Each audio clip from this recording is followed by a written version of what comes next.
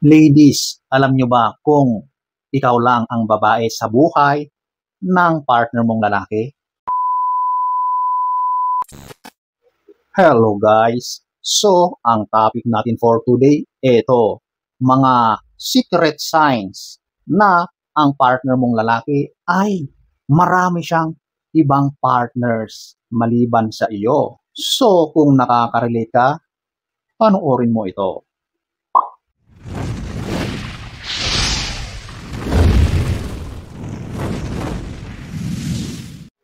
So, ating aalamin. Number 8, he avoids posting both of you or you on his social media. So, ito yung magkarelasyon na kayo pero hindi niya ipinopost na magkasama kayo sa iyong soulmate.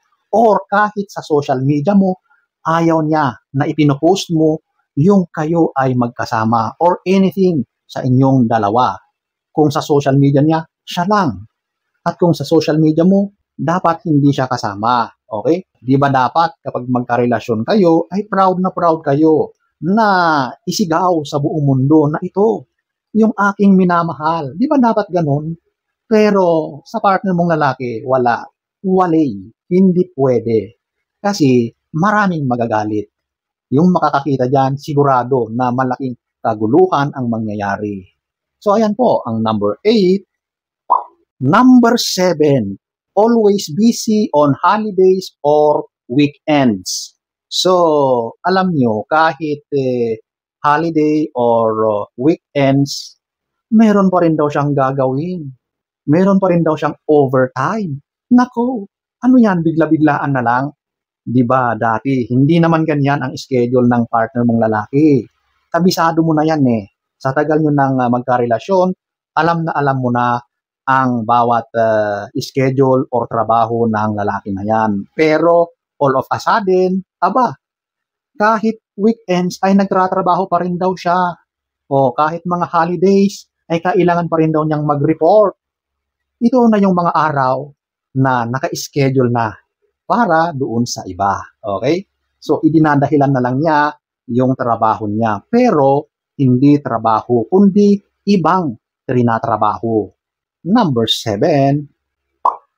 Number 6. Ang tagal niyang mag-reply or hindi mo siya mahagilap. Offline siya. Okay? So, ito na madalas ang ginagawa ng mga tao na may ginagawang kalokohan. Okay?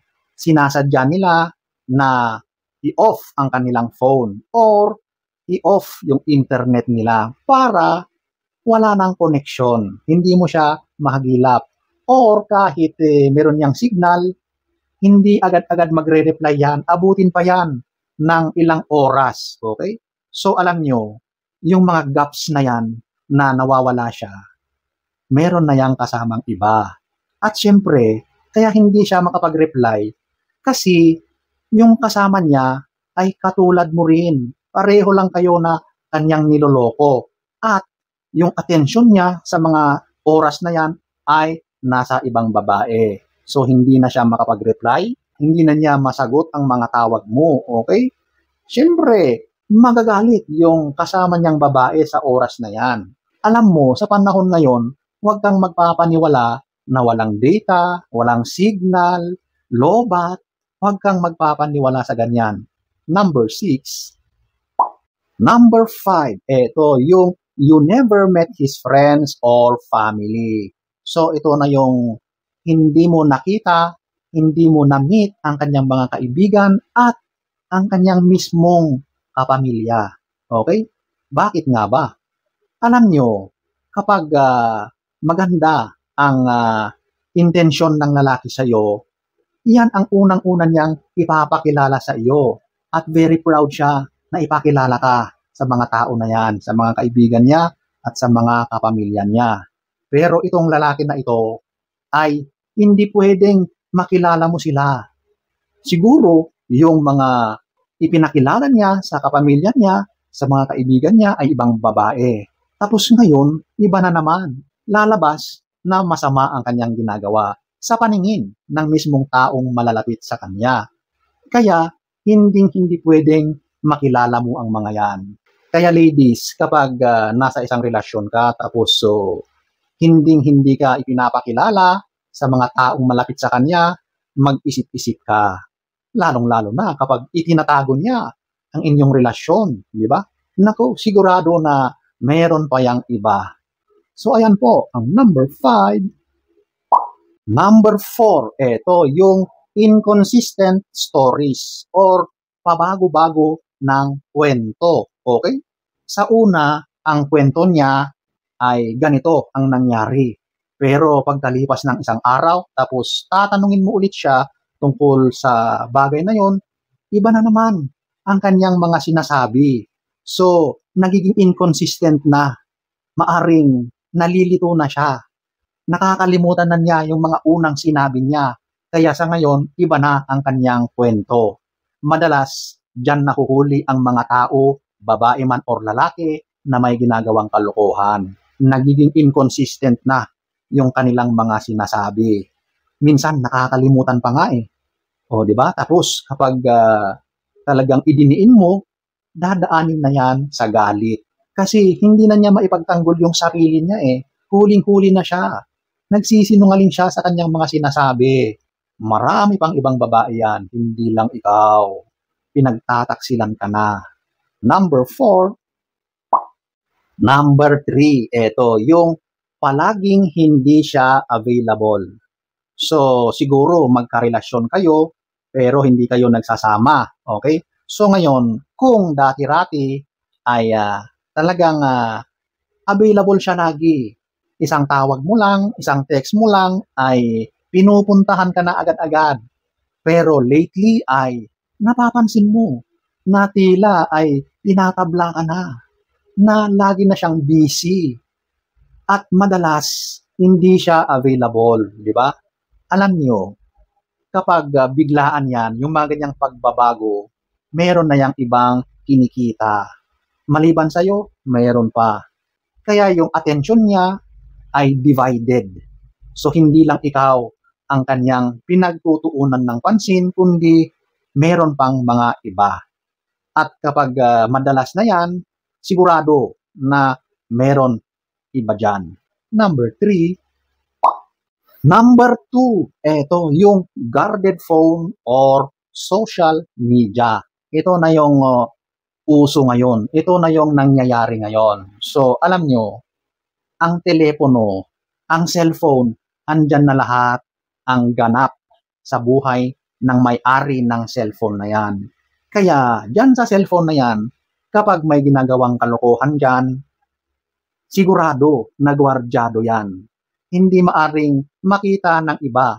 Ultimo ikaw na kanyang partner, off limits ka dyan. At ganun din sa kanyang social media accounts. Hindi mo pwedeng ma-access yan. Okay? Kasi dyan na nagaganap yung mga kalokohan. Okay? Kaya kapag sobrang napakahigpit ang partner mong lalaki sa kanyang telepono at sa kanyang mga social media, 99.9% na andun na lahat ng kalokohan niya. So, sa mga mayroong mga partners dyan at ganyan ang partner nyo, nako, sigurado yan na talagang mayroong ibang kalukadidang yan. Number 2. Number 1, ito yung inconsistent schedules. So, kapag napapansin mo sa partner mo na nagbabago or pabago-bago ang schedule ng kanyang trabaho or ng kanyang ginagawa sa araw-araw, magduda ka. Sigurado na may ibang ginagawa yan. Maliban sa kanyang trabaho, ay meron din siyang ibang trinatrabaho. At madalas, sa mga ganyang pagkakataon, ay ibang babae yan. Okay?